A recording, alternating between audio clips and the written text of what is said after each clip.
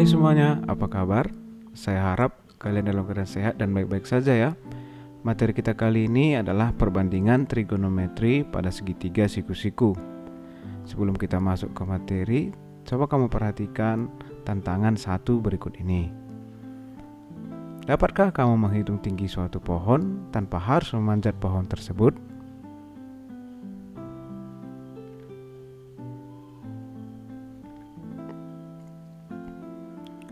Perhatikanlah segitiga siku-siku di bawah ini.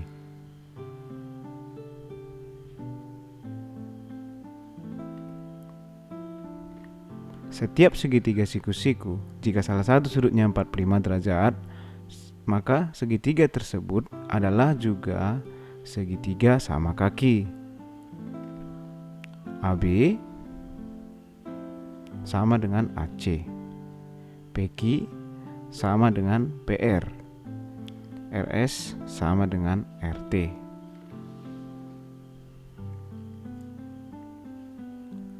Kamu tinggal berjalan beberapa langkah sehingga pandangan kamu membentuk sudut elevansi sebesar 45 derajat.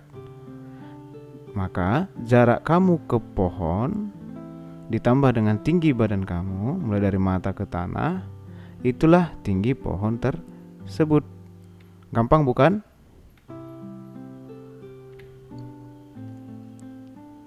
Sekarang kita masuk ke perbandingan trigonometri pada segitiga siku-siku. Secara tidak sengaja sebenarnya di tantangan 1 kamu sudah menerapkan konsep perbandingan trigonometri. Nah, untuk lebih jelasnya berikut akan kita bahas lebih mendalam lagi. Perhatikanlah segitiga siku-siku berikut ini. Segitiga ABC, siku-siku di A dan sudut alfa terletak di B. AB disebut juga sisi samping karena posisinya berada di samping dari sudut alfa. Sisi AC bisa disebut juga sebagai sisi depan karena AC berada tepat di depan sudut alfa. Sisi BC disebut juga sisi miring karena posisinya miring. Berikut merupakan perbandingan trigonometri yang berlaku pada segitiga siku-siku. Yang pertama, sin alfa atau sinus alfa. Sisi depan dibagi sisi miring, AC dibagi BC. Yang kedua, ada cos alfa atau cosinus alfa, sisi samping dibagi sisi miring, AB per BC. Selanjutnya ada tan alfa atau tangen alfa, sisi depan dibagi sisi samping. Nah, dari yang ketiga ini, setiap perbandingan juga memiliki kebalikan masing-masing. Kebalikan dari sinus itu ada kosekan atau CSC. Kosekan alfa sama dengan sisi miring dibagi sisi depan. Berbalik dengan sinus. Sinus tadi sisi depan dibagi sisi miring, kosekan itu sisi miring dibagi sisi depan. Selanjutnya kebalikan dari kosinus itu adalah sekan atau sek alfa sama dengan sisi miring dibagi sisi samping. Selanjutnya kebalikan dari tan itu kotangen atau kot alfa sama dengan sisi samping dibagi sisi depan. Jadi jika kamu mengetahui ketiga perbandingan sinus, cos, dan tangen, maka kamu dengan mudah akan menemukan kebalikannya. Untuk menghafal rumus perbandingan trigonometri, kamu bisa menggunakan tips berikut ini. Untuk menghafal sin, kamu bisa menggunakan sin demi. Ingat, sin demi berarti sisi depan dibagi miring, demi sisi depan bagi sisi miring. Untuk menghafal rumus cos, kamu bisa mengingat kosami, mi samping per miring. Untuk menghafal rumus tan, kamu bisa menggunakan tan desa, d depan, sa samping. Selanjutnya, nilai perbandingan trigonometri pada sudut-sudut istimewa. Nah, misalnya ini tangen 45 derajat, itu hasilnya 1. Nah, ini kok bisa 1? Baru tan 30 kok setengah? dan lain-lainnya. Nah, ini kita buat ambil contoh tan 45 derajat ya. Kok bisa 1? Tadi kita kembali ke tantangan 1. Setiap segitiga siku-siku, jika salah satu sudutnya adalah 45 derajat, maka segitiga tersebut juga merupakan segitiga sama kaki. Jadi tadi tan 45 ya. Jadi tan 45 kita ingat rumus perbandingan tangen, yaitu tan desa depan per samping. Karena segitiga ini merupakan segitiga sama kaki, otomatis depan dan samping sama. Jadi kalau sama dibagi, hasilnya adalah 1. Jadi sisi depan AC dibagi AB sama dengan 1. Begitu juga PR dibagi PQ pasti juga 1 karena sama. RT dibagi RS hasilnya juga adalah 1. Jadi tangen 45 depan per samping hasilnya adalah 1. Bisa juga kita uji nanti sudut-sudut yang lain, misalnya 60 derajat. Nah, bisa kita cari. Caranya seperti tadi ya. Nah, selain menggunakan tabel atau sudut-sudut istimewa ini, nah kita bisa juga menggunakan kalkulator.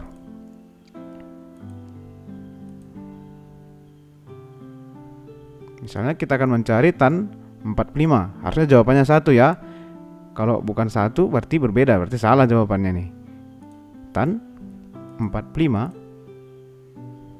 sama dengan 1. Nah, di kalkulator kita juga bisa menggunakan mencari tahu nilai perbandingan trigonometri pada sudut-sudut yang tidak istimewa. Contohnya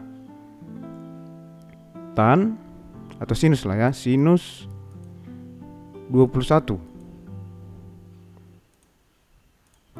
Nah, jadi gampang ya.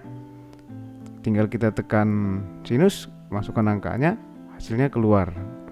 Nah, jadi itulah nilai perbandingan trigonometri pada sudut istimewa menggunakan tabel atau juga bisa menggunakan kalkulator.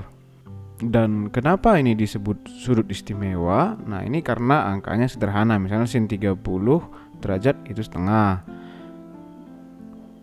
sinus 60 setengah akar 3, cos 60 setengah gitu. Angkanya lebih sederhana dibanding dengan tadi sinus 21 ya. Jadi disebut dia istimewa karena nilai perbandingannya itu sederhana.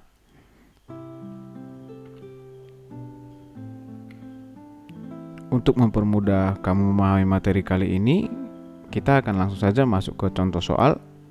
Perhatikanlah segitiga ABC di mana sudut siku-siku berada di titik A dan sudut 30 derajat berada di B.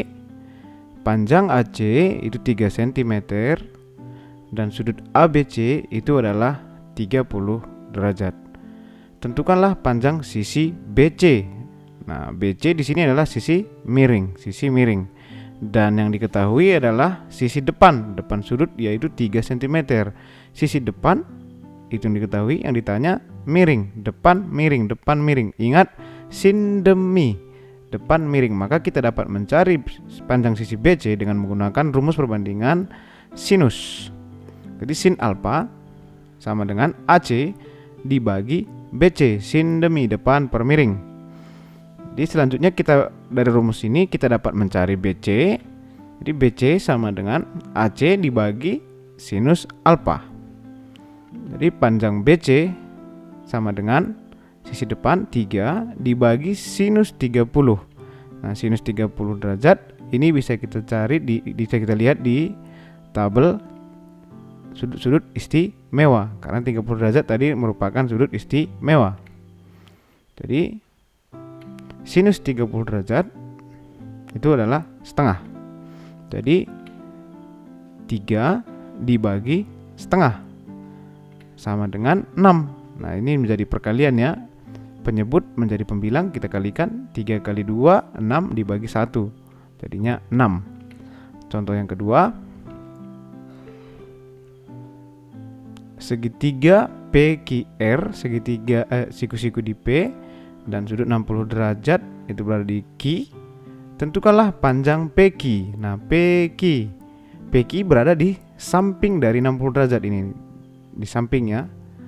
Di samping berarti yang ditanya adalah PQ dan yang diketahui di sini adalah QR. QR itu adalah sisi miring. Ingat yang diketahui samping ditanya miring, samping miring, sami. Samping per miring berarti kosami. Ingat rumus kosami. Kosinus samping dibagi miring.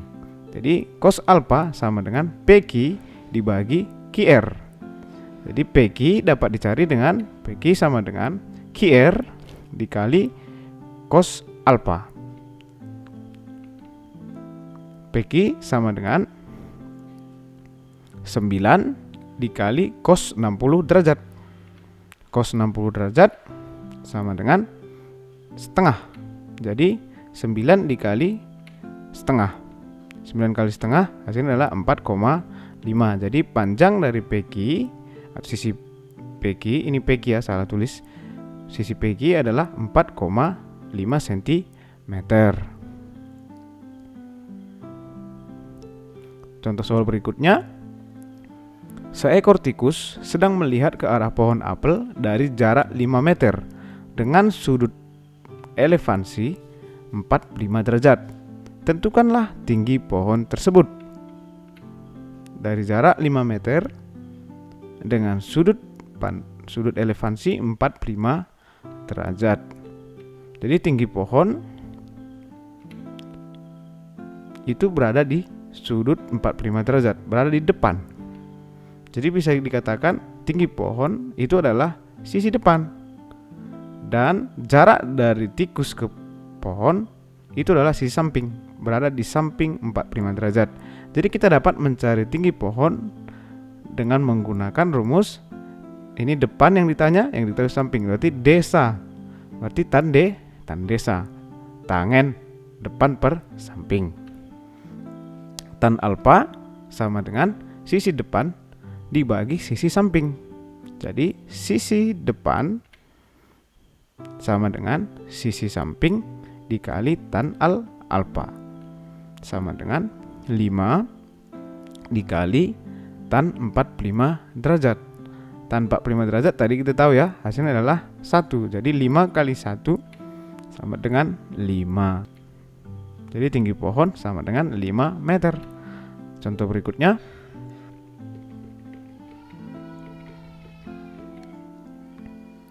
Seorang tukang bangunan mengamati menara air dari jarak 4/3 meter dengan sudut elevasi 30 derajat. Jika tinggi tukang bangunan dari mata ke tanah adalah 60 cm, tentukanlah tinggi menara air tersebut.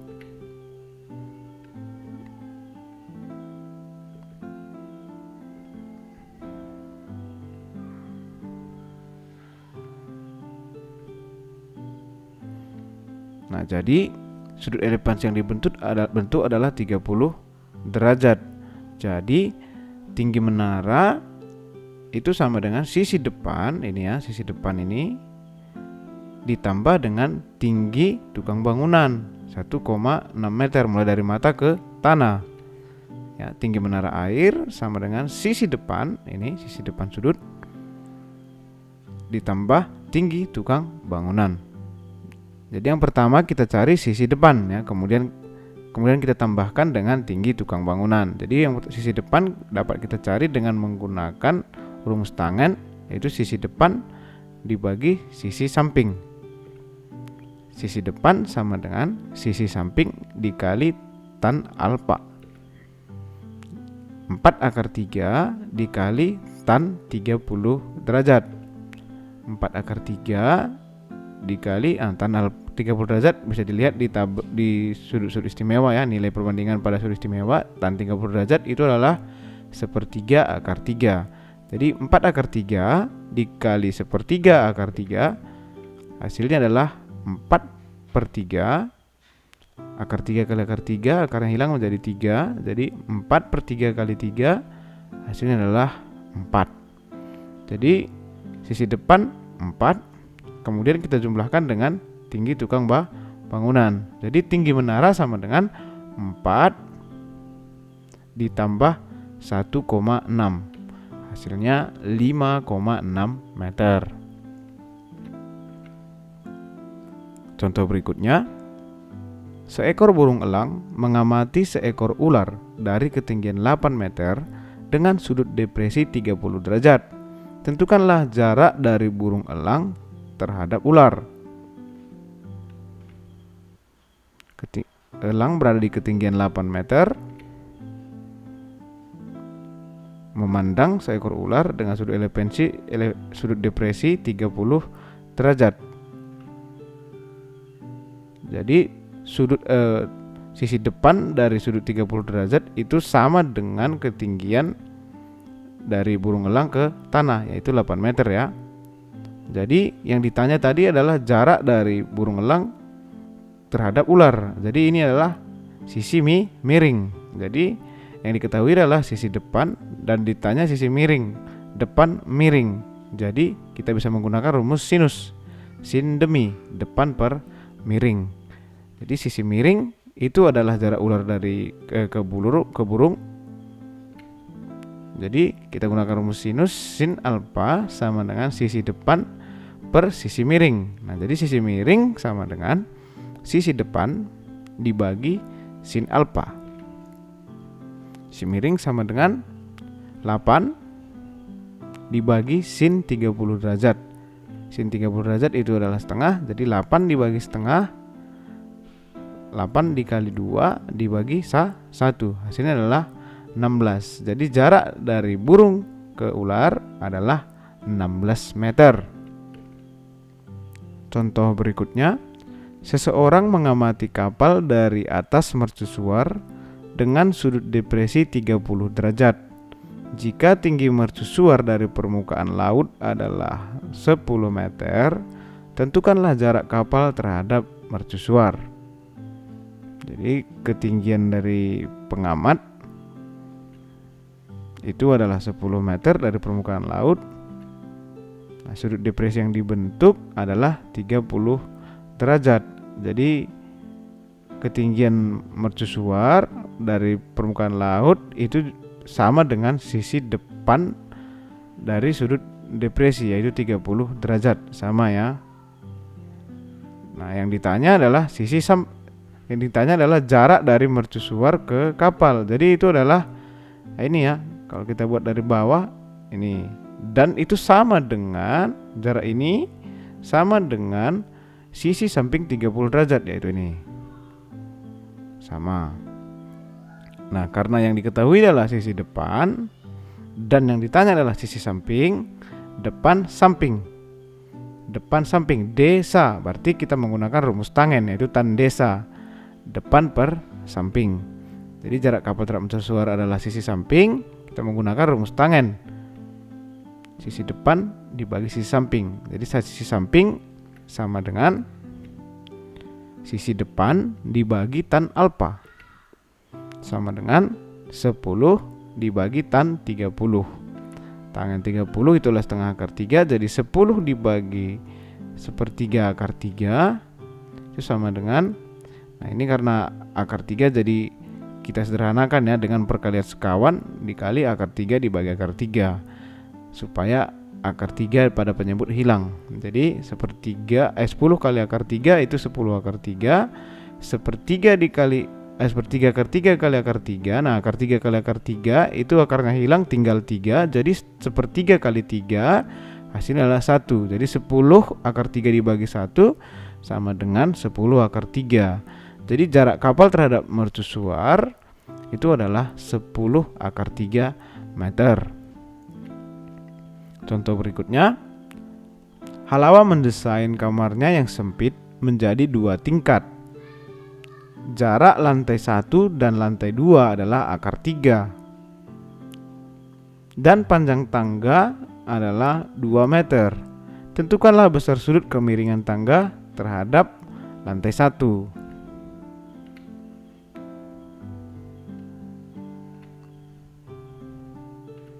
Besar sudut kemiringan tangga terhadap lantai 1 dapat dicari menggunakan rumus sinus. Itu sisi depan dibagi sisi miring. Sin alfa sama dengan akar 3 dibagi 2. Jadi sin alfa sama dengan 1/2 akar 3. Nah, ini sin alfa sama dengan setengah akar 3. Jadi kita balik dari setengah akar 3, besar sudutnya berapa? Nilai perbandingannya setengah akar 3. Jadi besar sudutnya berapa? Nah, itu kita gunakan arkes. Ya. Arkes dari sinus setengah akar 3 dari setengah akar 3, arkes dari setengah akar 3 itu adalah 60 derajat. Arkes dari sinus setengah akar 3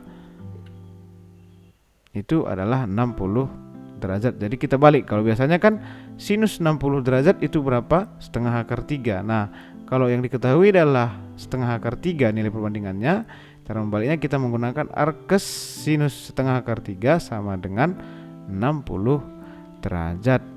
Jadi besar sudut kemiringan tangga adalah 60 derajat. Baiklah, sekian materi kita kali ini. Saya ucapkan terima kasih. Ya ahou.